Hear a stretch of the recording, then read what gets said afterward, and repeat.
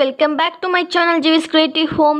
இன்றைக்கி நம்ம இந்த வீடியோவில் என்ன ரெசிபி பண்ண போகிறோன்னு பார்த்தீங்கன்னா சென்னாக்குனி ப்ளஸ் வாழைக்காய் வச்சு ஒரு பெரட்டல் தாங்க செய்ய போகிறோம். ஆல்ரெடி நிறைய பேருக்கு தெரிஞ்சிருக்கலாம். ஸோ தெரியாத பிகினர்ஸ்க்காக இந்த ரெசிபிங்க.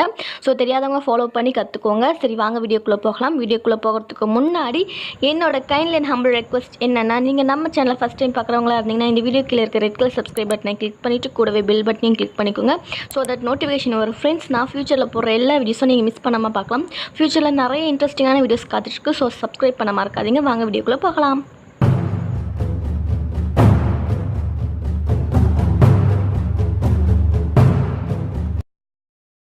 இந்த ரெசிபிக்கு தேவையான இன்க்ரீடியன்ட் உங்கள் கூட ஷேர் பண்ணிக்கிறேன்.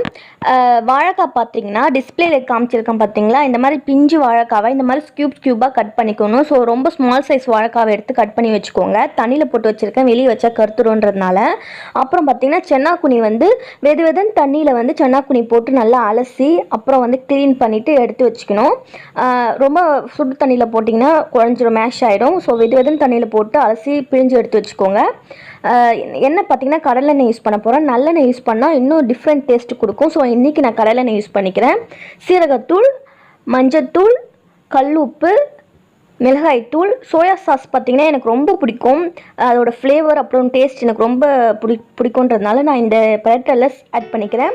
இஞ்சி பூண்டு பேஸ்ட்டு, வெங்காயம், தக்காளி, கொத்தமல்லி, கருவேப்பிலை, கடுகு. வாங்க ரெசிபி செய்ய ஆரம்பிக்கலாம்.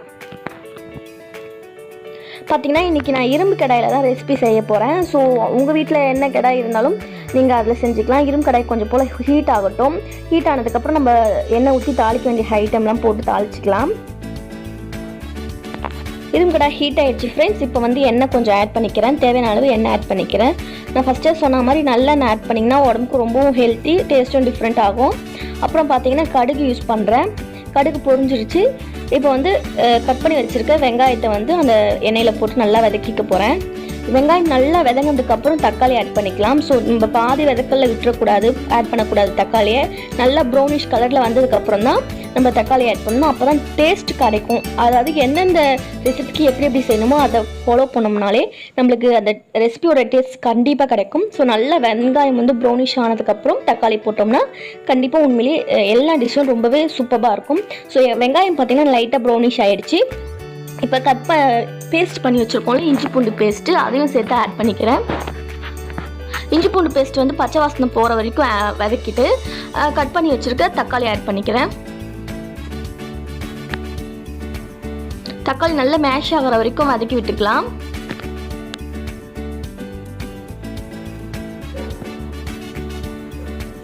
கூடவே கொஞ்சம் கருவேப்பிலையும் ஆட் பண்ணிக்கிறேன்.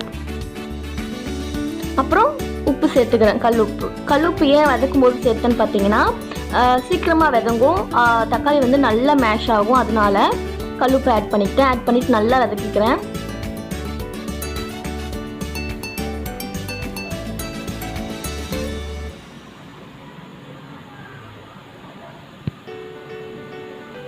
பார்த்தீங்கன்னா வெங்காயம் தக்காளி எல்லாம் பச்சை வாசனை போகிற வரைக்கும் வதங்கியாச்சு. இப்போ கட் பண்ணி வச்சுருக்க வாழைக்காவை ஆட் பண்ணிக்கிறேன்.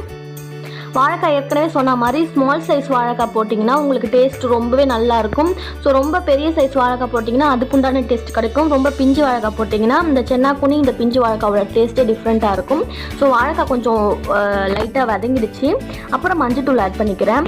ஸோ சென்னாக்குனி சீ ஃபுட்டுன்றதுனால மஞ்சத்தூள் ஆட் பண்ணுறதுனால அந்த ஸ்மெல் கொஞ்சம் அவாய்ட் பண்ணலாம். அப்புறம் பார்த்திங்கன்னா மிளகாய் தூள் ஆட் பண்ணிக்கிறேன். அப்புறம் சீரகத்தூள் எல்லாத்தையும் போட்டுட்டு நல்லா கலரி விட்டுக்கிறேன். ஸோ இந்த ரெசிபிக்கு பார்த்திங்கன்னா தண்ணி பார்த்திங்கன்னா நம்ம கிளாஸ் கணக்கில் ஊற்றக்கூடாது, சும்மா தொளிச்சு மட்டும் விடணும். ஏன்னா எண்ணெயிலே கொஞ்சம் பெரட்டல்ன்றதுனால தண்ணி அந்தளவுக்கு சேர்க்கக்கூடாது. பார்த்திங்கன்னா இந்த ஸ்டேஜில் நான் சென்னாக்குனி ஆட் பண்ணிக்கிறேன். நல்லா போட்டு மசாலாலாம் மிக்ஸ் பண்ணி கொஞ்சம் ஒரு 5 மினிட்ஸ் வதக்கினதுக்கப்புறம் சென்னாக்குனி ஆட் பண்ணிக்கிறேன். சென்னாக்குனியில் பார்த்திங்கன்னா கொஞ்சம் டஸ்ட் இருக்கும். நம்ம அதை சுத்தம் பண்ணிவிட்டு அப்புறம் தண்ணியில் போட்டு கொஞ்சம் வெதுன்னு தண்ணியில் போட்டுட்டு நல்லா பிழிஞ்சு எடுத்தோம்னா சென்னாக்குனி ரொம்பவே சூப்பராக இருக்கும். அப்படியே காஞ்ச சென்னாக்குனி அப்படியே நம்ம போட்டு ரெசிபி பண்ண முடியாது. ஸோ தண்ணியில் போட்டுட்டு அதை கொஞ்சம் சாஃப்டாக ஆக்கிட்டு தான் நம்ம ரெசிபி பண்ண முடியும். ஸோ சென்னாக்குனி போட்டுட்டதுக்கப்புறம் நல்லா கலரி விட்டுக்கிட்டேன்.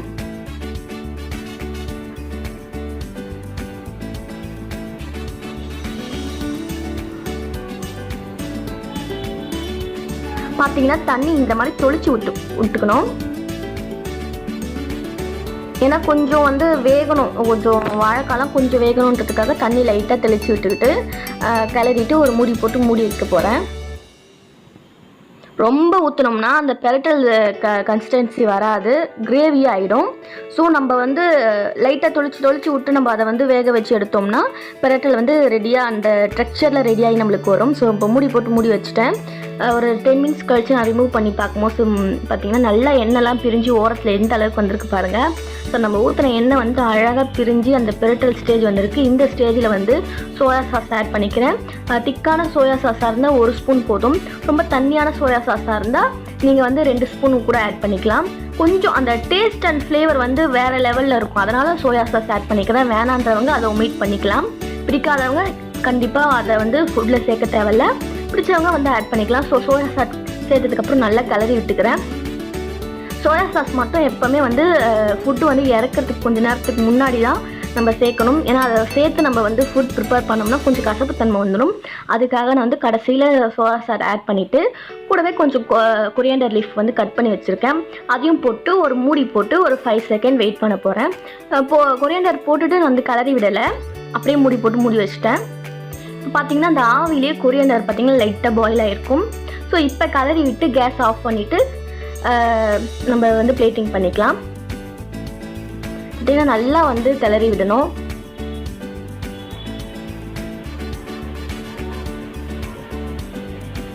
இப்போ கேஸ் ஆஃப் பண்ணிவிட்டு திருப்பியும் ஒரு மூடி போட்டு மூடி வச்சுக்கலாம். இப்போ பார்த்தீங்கன்னா நமக்கு சன்னாக்குனி ரெடி ஆகிடுச்சு. இப்போ நம்ம இதை பிளேட்டிங் பண்ணிக்கலாம் ஃப்ரெண்ட்ஸ். ஃபைனலி ரொம்பவே சூப்பரான பிஞ்சு வாழைக்காய் சன்னாக்குனி பிரைட்டல் ரெசிபி ரெடி ஆயிடுச்சு ஃப்ரெண்ட்ஸ். இந்த ரெசிபி நீங்களும் உங்கள் வீட்டில் ட்ரை பண்ணி பாருங்கள். ட்ரை பண்ணி பார்த்துட்டு எப்படி இருந்ததுன்னு கீழே கமெண்ட் பாக்ஸில் மறக்காமல் கமெண்ட் பண்ணுங்கள். ஐ ஹோப் இந்த ரெசிபி வீடியோ உங்களுக்கு பிடிச்சிருக்கும்னு நினைக்கிறேன். இந்த வீடியோ உங்களுக்கு பிடிச்சிருந்தால் லைக் பண்ணுங்கள், ஷேர் பண்ணுங்கள். இந்த மாதிரி நிறைய இன்ட்ரெஸ்டிங்கான வீடியோஸ், இன்ட்ரெஸ்டிங்கான ரெசிபிஸ் பார்க்கணுன்னா மறக்காமல் சேனலை சப்ஸ்கிரைப் பண்ணி வச்சுக்கோங்க ஃப்ரெண்ட்ஸ். அடுத்த வீடியோவில் சந்திக்கிறேன். See you. Bye bye.